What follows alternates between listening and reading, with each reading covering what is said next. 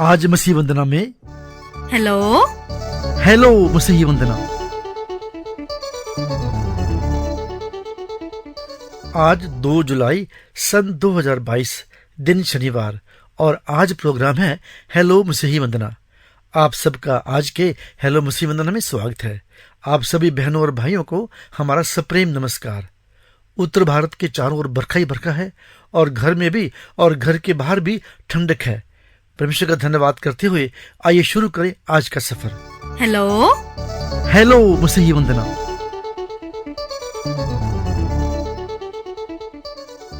पिछले हफ्ते मैंने घर संसार और हमारा घर के शीर्षक गीत को सुनाकर घर की शिक्षा के नाटक का पहला हिस्सा आपको सुनाया था।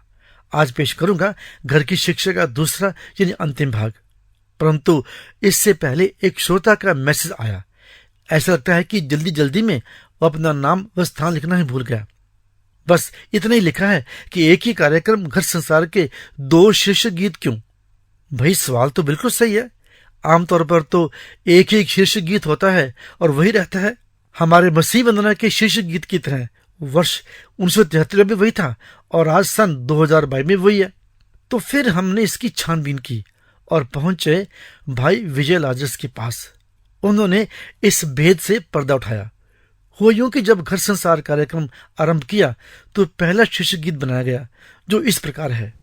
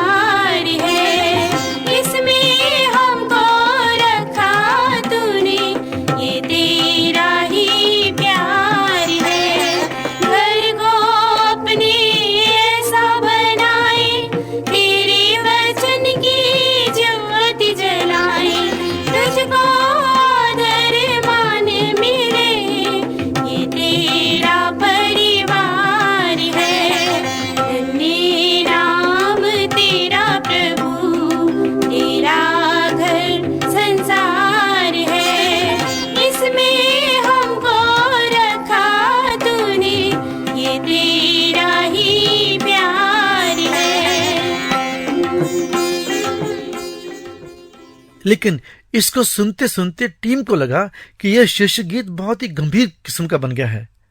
तो फिर काफी वर्षों के बाद लगभग 1980 में भाई विजय लाजरस ने इसी गीत को फिर से बनाया, नए वाद्य यंत्रों के साथ, और गाने के लिए बुलाया नागपुर से बहन प्रभा तिमोथी को।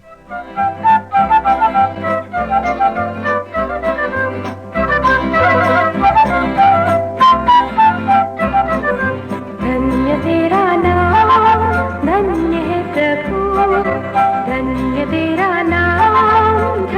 है प्रभु, तेरा ही घर संसार है।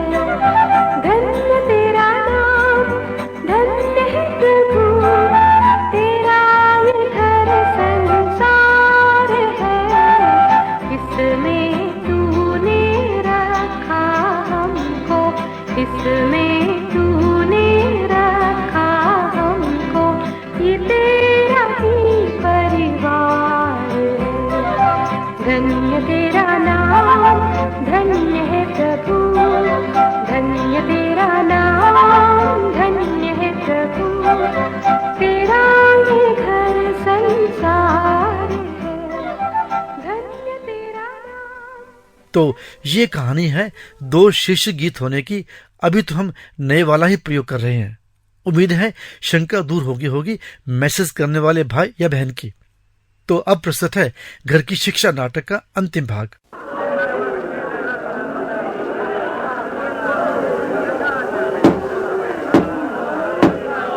Order order. तमाम चश्मदीद गवाह, पुलिस की रिपोर्ट और शहर के निहायती दाना प्रोसिक्यूटर श्री रंजन की जिरह के बाद अदालत किसी माकूल नतीजे पर पहुंचना चाहती है। इसलिए अदालत मुजरिम कुंदन को इजाजत देती है कि वो अपनी सफाई में जो कुछ भी कहना चाहता है कह सकता है। इसके बाद आज की अदालत को अगले फैसले तक के लिए मुलतवी किया जाएगा।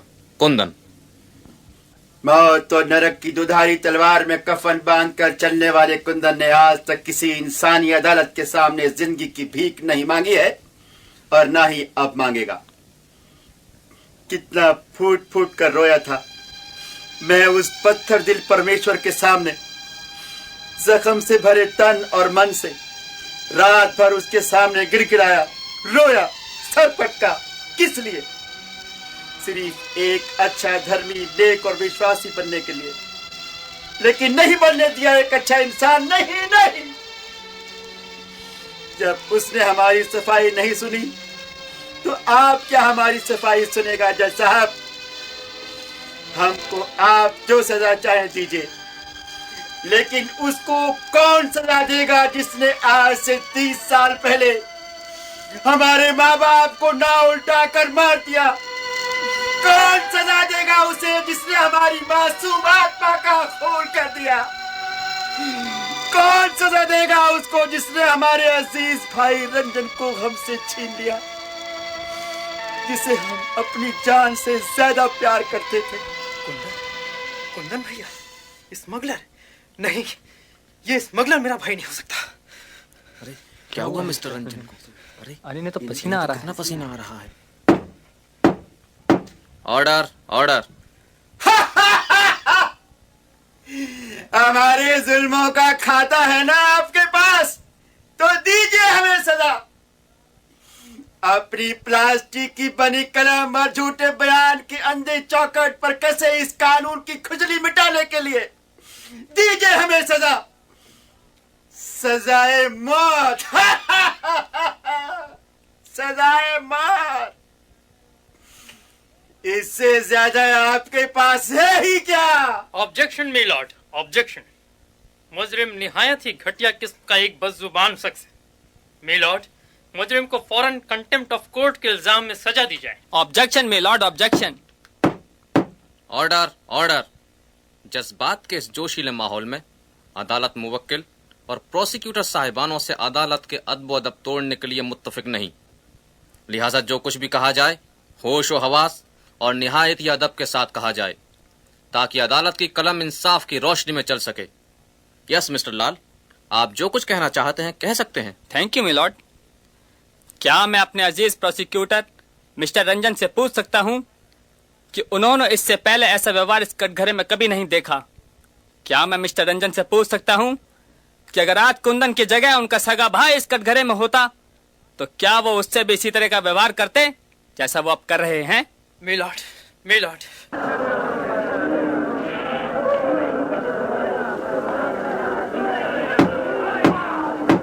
Order order. अदालत वकील मिस्टर लाल की बात से इत्तेफाक करती है। अदालत जानती है कि जो कुछ भी मुजरिम कुंदन ने कहा वो जज्बात की रौ में बहकर कहा। इंसाफ के तराजू जज्बातों की हवा से कभी नहीं हिलते। इसी बयान के साथ अदालत को कल तक के लिए मुलतवी किया जाता है।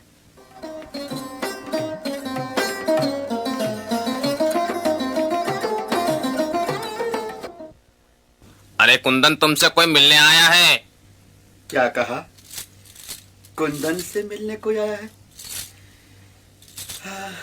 आज रेगिस्तान में ये बरखा कहां से आ गई? कुंदन, कुंदन मैं। कौन वकील साहब? झूठे बयानों की गरम सलाखों से हमारे दिल के नासूर करेद कर तुमको चैन नहीं आया? अब कौन सी बात बाकी रह गई है हमको फांसी के फंदे में लटकाने के लिए जो यहाँ तक तुम चले आए हो? नहीं कुंदन, मैं तुम्हें फांसी के फंदे में झुलाने नहीं परंतु फांसी के फंदे से बचाने आया हूँ। ये कौन सा खेल खेल रहे हो वकील साहब? ये थोबड़ा रोने का सकाहे को बनाया है। लगता है फांसी मुझको नहीं तुमको होने वाला है। हाँ कुंदन, जो कुछ मैं तुमसे पूछूंगा अगर वो सच है तो ये फांसी तुमको नहीं मुझको हो जाएगी, तुम्हारे खून। ठीक है, ठीक, ज्यादा ड्रामाबाजी नहीं मांगता। जो कुछ पूछना है पूछो। पहले तुम ये वचन दो, जो कुछ मैं पूछूंगा उसका जवाब सच दोगे, झूठ नहीं। झूठ हम लोगों ने तुम वकीलों के लिए रख दिया है। हम सब सच बोलेगा, बिल्कुल सच। कुंदन, कल तुमने अपने बयान में अदालत को जो नाव पलटने की बात बताई थी, क्या वो सच है? हाँ। इस हादसे को आज से करीब 30 साल हो चुके हैं। हाँ। क्या वो इतवार का दिन था और नाव भंवर के बीच में फंस गई थी? हाँ, पर ये सब तुम्हें कैसे मालूम? क्या तुम्हारे पिता का नाम प्रदीप सैमुअल था? तुम्हारी माँ का नाम? अरे हाँ हाँ हाँ, लेकिन तुम्हें ये सब कुछ कैसे मालूम? क्या तुम्हारा कोई छोटा भाई भी था? मेरा एक ही भाई था, जिसको मैं अपनी जान से भी ज्यादा प्यार करता था। कुंदन, मेरे भाई, देखो, मेरी तरफ गौर से देखो, मेरी आंखों में आंखें डालकर देखो, मैं तुम्हारा ही। तुम शहर के नामी वकील श्री रंजन, मेरा भाई? हाँ हाँ, मैं ही तुम्हारा वो अभागा भाई। रंजन, मेरे भाई, मेरे दिल के टुकड़े। सिपाही, काट दो इन लोहे की सलाखों को। मिलने लो तो मुझे मेरे प्यारे भाई रंजन से। आज कितने दिनों के बाद मुझे मेरा प्यारा भाई मिला है। सिपाही, मैं तुझसे भीख मांगता हूँ, भीख। नहीं कुंदन भैया, नहीं, लगे रहने दो इन लोहे की मजबूत सलाखों को। मैं तुमसे अभी नहीं मिल सकता। अभी तुम्हारा दामन कलंक की कालिक से काला है। हाँ, अरे ये तो मैं भूल ही गया था कि हम तुम्हारे कुंदन भैया ही नहीं, एक बुरे आदमी भी हैं। हमें मालूम नहीं था कि बड़े भाई के प्यार भरे बाजू से छोटे भाई की पोजीशन के सफेद कॉलर पर धब्बा लग जाएगा। हमें माफ कर दो रंजन, हमें माफ कर दो। नहीं भैया, ऐसा मत कहो, मुझे शर्मिंदा मत करो। मुझे पूरा भरोसा है, मेरा भाई बिना किसी मजबूरी के ऐसा आदमी नहीं बन सकता। भैया, आप कानून को जितना कठोर समझते हैं उतना नहीं है।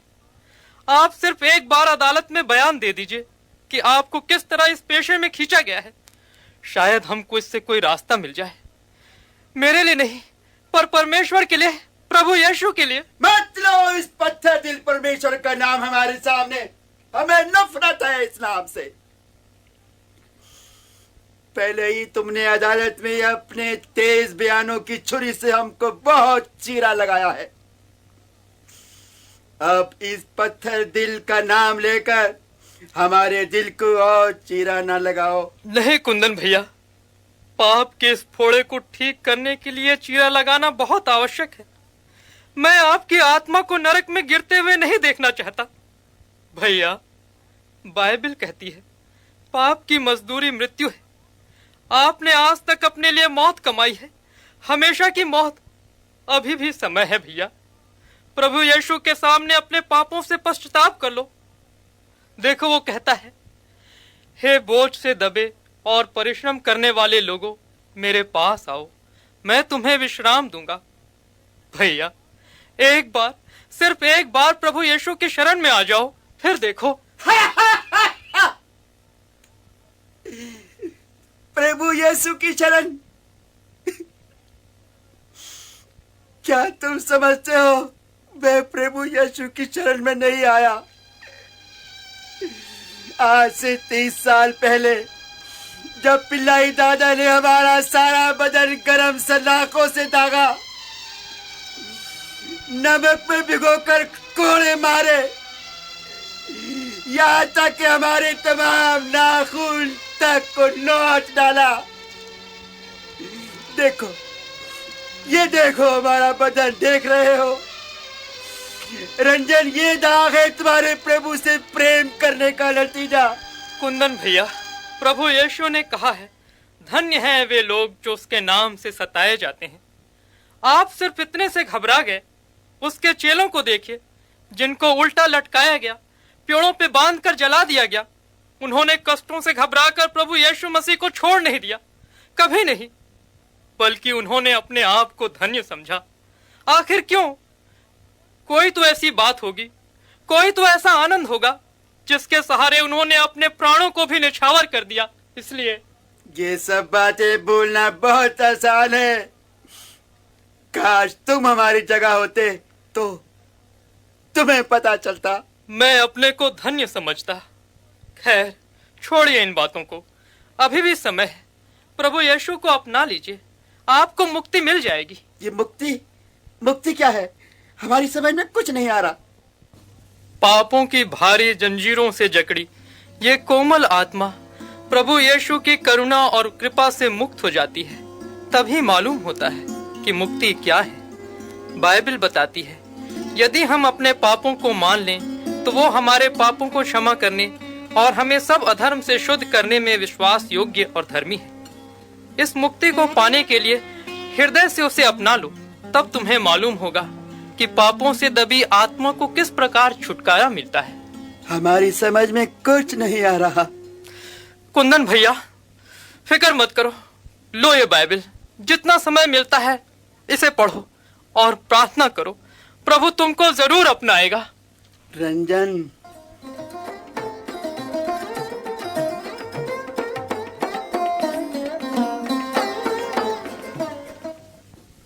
माँ, डैडी, मुझे आज भी आपकी दी हुई घर की शिक्षा याद आ रही है। किस प्रकार मैं बाइबल के पद आपको सुनाया करता था कि जब परमेश्वर ने जगत से ऐसा प्रेम किया कि उसने अपना इकलौता पुत्र दे दिया, ताकि जो कोई उस पर विश्वास करे नाश न हो परंतु अनंत जीवन पाए। जगत की ज्योति मैं हूँ, जो मेरे पीछे हो लेगा वो अंधकार में न चलेगा परंतु जीवन की ज्योति पाएगा। प्रभु, मुझे माफ कर दे। तू जानता है हम तेरे लिए कितना रोया, कितना सताया गया। दुनिया के लोगों ने हमें बाहरी रूप से देखा, लेकिन तुझे तो मालूम है कि हमने ये धंधा कभी अपने दिल से नहीं किया। हम किस मुंह से तुझसे माफी मांगे?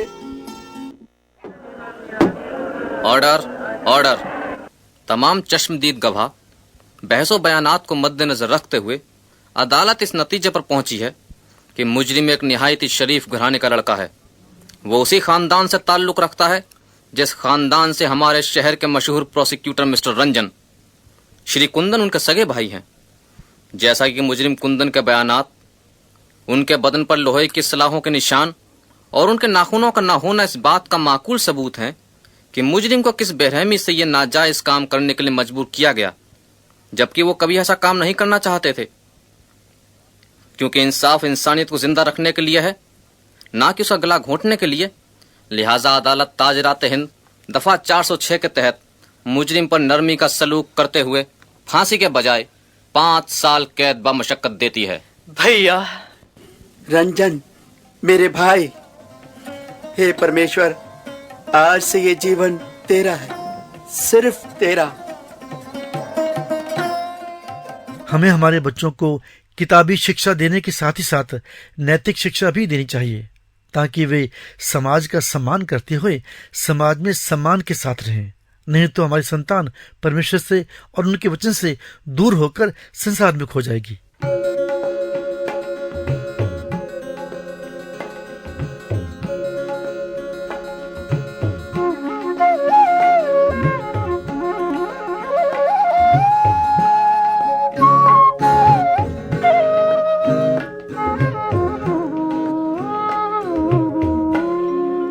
आज इंसान को क्या हुआ देखो, आज इंसान को क्या हुआ देखो। बस गुनाह किया देखो, बस गुनाह किया देखो। आज इंसान को क्या हुआ देखो।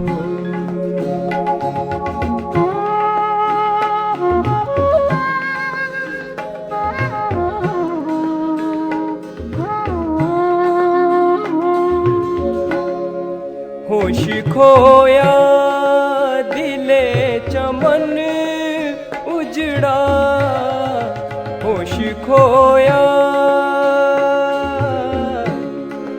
होश खोया दिले चमन उजड़ा, अपने हाथों तबाह किया देखो, अपने हाथों तबाह किया देखो। आज इंसान को क्या हुआ देखो, बस गुनाह ही गुनाह किया देखो। आज इंसान को क्या हुआ देखो।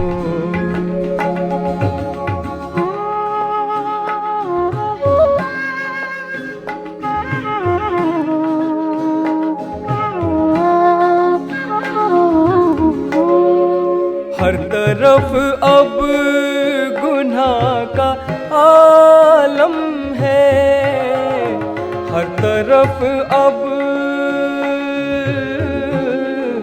हर तरफ अब गुनाह का आलम है।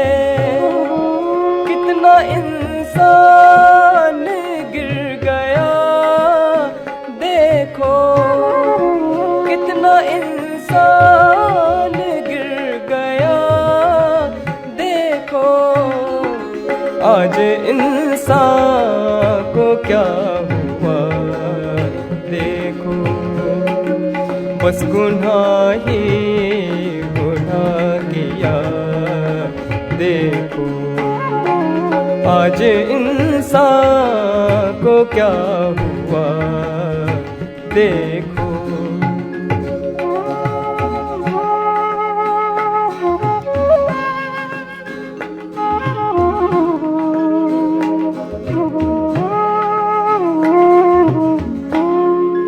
यीशु अब भी खड़ा नजात लिए, यीशु अब भी खड़ा नजात लिए।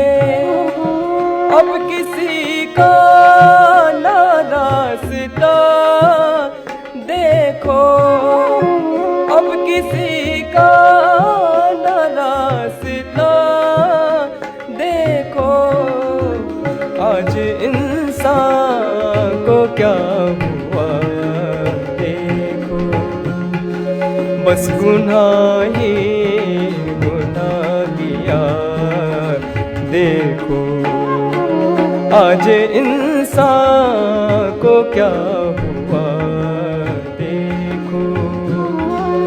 आज इंसान, आज इंसान, आज इंसान को क्या हुआ देखो।